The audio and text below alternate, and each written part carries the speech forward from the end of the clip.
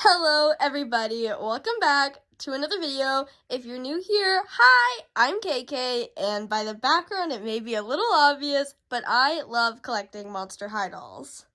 Now, I'm sure you saw it in the title, but today we are going to be unboxing the Garden Mysteries Skulltimate Secrets Venus doll. Now, this line only has 3 dolls, being Draculaura, Venus, and Twyla, and just in case you guys are waiting for a review, I am not going to be purchasing the Draculaura because honestly, with G3, she has been included in so many lines, and I'm honestly kind of sick of her. I have so many of her dolls, and I honestly don't think that this one is any different from the rest, really. Like, I understand she has different pieces. Yes, she's cute, but I think we've been doing Draculaura just a little too much, so I am not going to be purchasing her. But I do have Twyla, and that will be the next doll review I do. But first, I wanted to do Venus because I've actually never had a Venus doll other than G2 Venus. So yeah, I'm actually really excited for this doll. Now, I just want to start off by looking at her packaging, and I am sure I've mentioned this in all of my other videos, but I am going to keep saying this. I hate these kind of secret cases. For number one, you can't see the doll's face, so you can't really see if they are a misprint or not, which I think is a big thing because a lot of G3 have like wonky eyes or one eye's bigger than the other, or they're just simply misplaced, and I'd like to know if my doll's going to have that. And secondly, G3 dolls are pretty expensive. I mean, a lot of things are getting more expensive nowadays, but these dolls in my country are like $10 more than just like the basic dolls. And I think it's mainly because of this case. It probably costs a lot to produce. And honestly, with my collection, I don't use this for display. I don't use it for any purpose.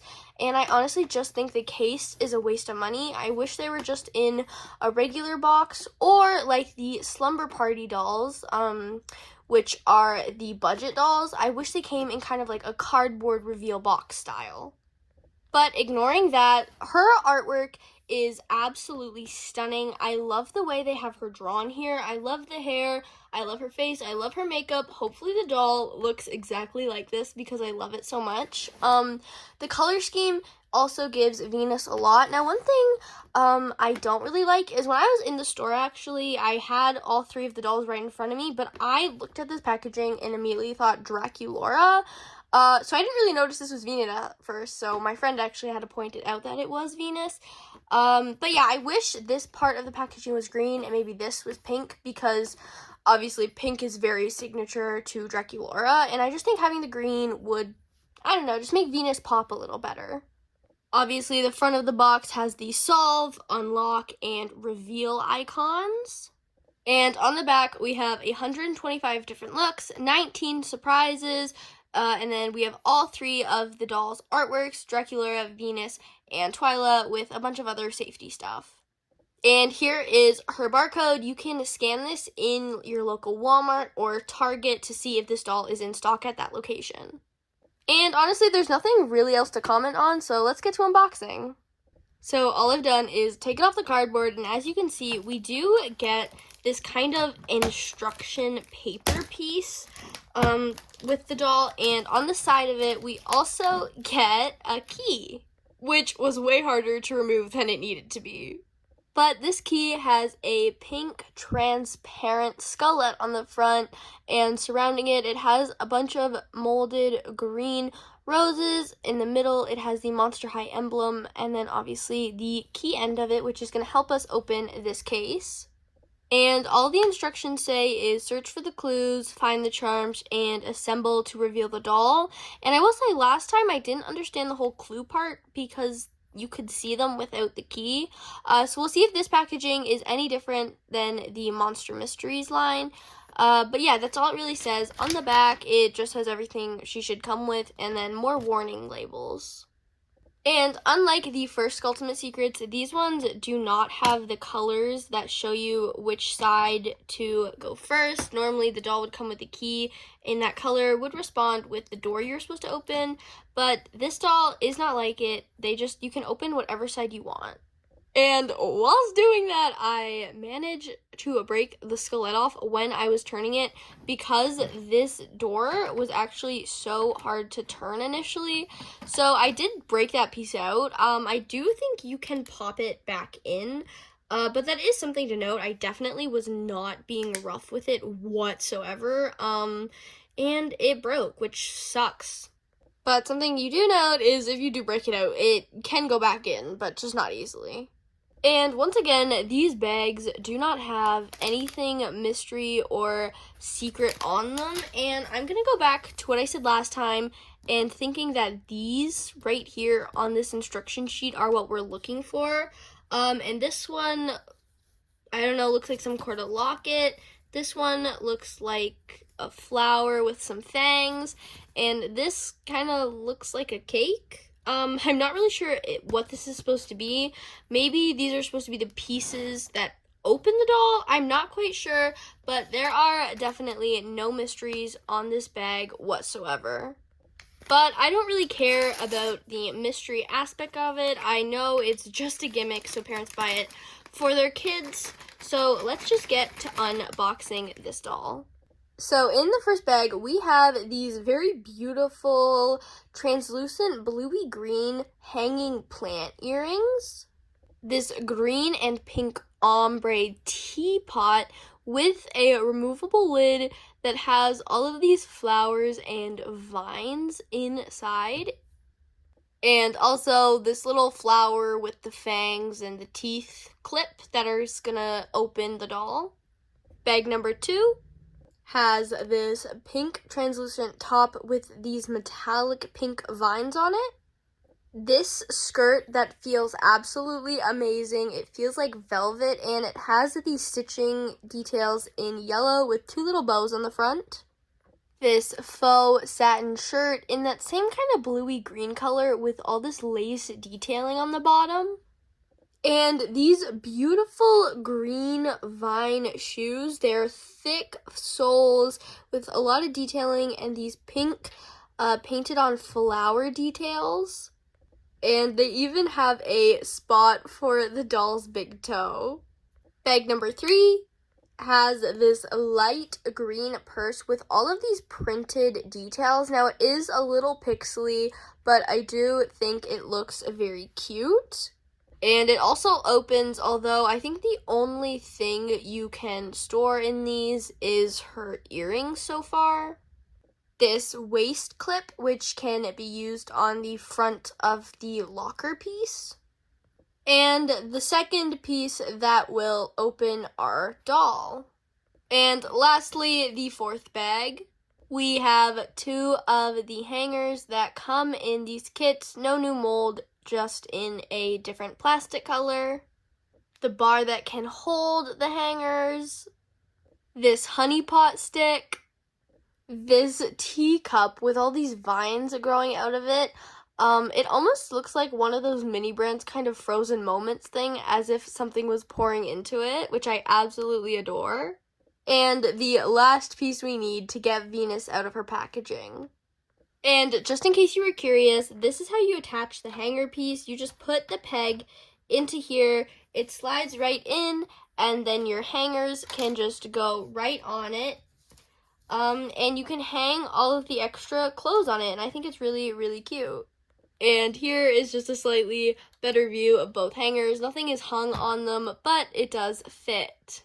So now we're going to assemble the piece that actually opens Venus by connecting these 2 pieces and then adding both of those on to this dark green piece. And then all you do is slide this piece into this part right here so you're able to push the doll up from the bottom. And voila! And with using these hearts on the side of the packaging, you can attach the waist clip to any height so your doll can have sort of stand. And here Venus is completely removed from her packaging. Starting off, Venus has this absolutely beautiful hair. She has these light green and blue micro braids in the top of her part line.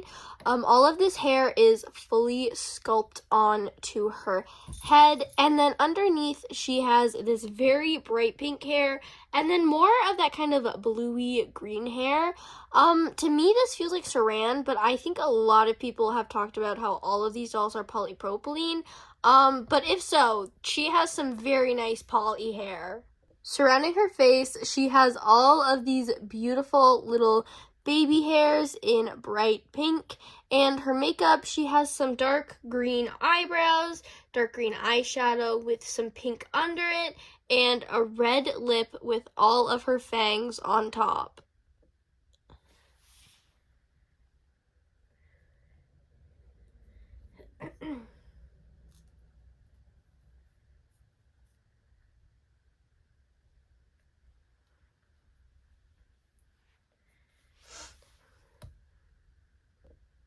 She is wearing this turtleneck sleeveless dress with some leaves and kind of snakes pattern on it, with this beautiful plastic pink corset with yellow detailing on the front, along with these beautiful tights. Now, I absolutely love tights on dolls. I think they add so freaking much. I just absolutely love them and think they are a great detail, and especially these ones with all of these little details, which I'm assuming are meant to kind of look like leaves, which I absolutely love. I just think they fit this doll so well. And she's also wearing these heelless shoes. I mean, they have these heels, but her heels are exposed. They're black with a silver zipper and pink platforms at the bottom. And unfortunately, I did just notice that her tights do not go all the way down to her feet, which I think is going to suck for her other pair of shoes, but we will see how that looks. And this is how she looks wearing the completely other outfit other than the corset. I just put it on top. Now, honestly, I don't think it really looks great together. I wish the skirt was the same color as the top and the shoes were the same bluey green, because this green color is not found anywhere else on the doll. It's not close to her skin color or the other green they use, so I just feel as though it doesn't really match really well. But I'd just like to show you guys, in case you do plan on purchasing this doll, what all of the other pieces look like. But now I'm going to go style her in the same way that I'm going to display her on the shelf, which is this outfit. This is how I'm going to display her, and this is the same outfit she is wearing in her artwork, and I just think this is the best outfit she can wear because it's the most cohesive, and I think it just looks the best on her. And here Venus is with my unopened Twyla and all of the accessories she came with. I do love this doll so much. I think she's very beautiful. I love how they're starting to include other dolls in the lines other than just the main 5 ghouls, and I'm just really happy that they did her so well.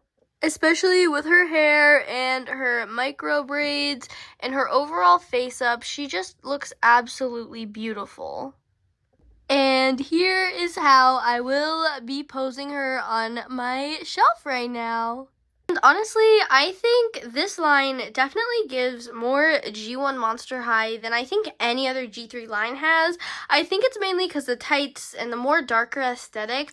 I think it's definitely channeling its inner G1, and I love it so much. I'm not saying she doesn't go with the rest of G3, because she definitely does. I just kind of wanted to point out that she kind of has a similar vibe to a lot of my G1 dolls. But that is all I have to say about this doll. I really hope that you enjoyed this review and it gave you an insight of what this doll is and what she comes with. And honestly, if I were you, I would definitely go out and purchase this doll if you like Venus and the outfit that she's wearing currently that I just showed you, because I don't really think the other outfit pieces are really worth purchasing the doll unless you have a very specific vision for it. Anyways, I'd like to thank you so much for watching, and I hope you have an amazing day. Bye!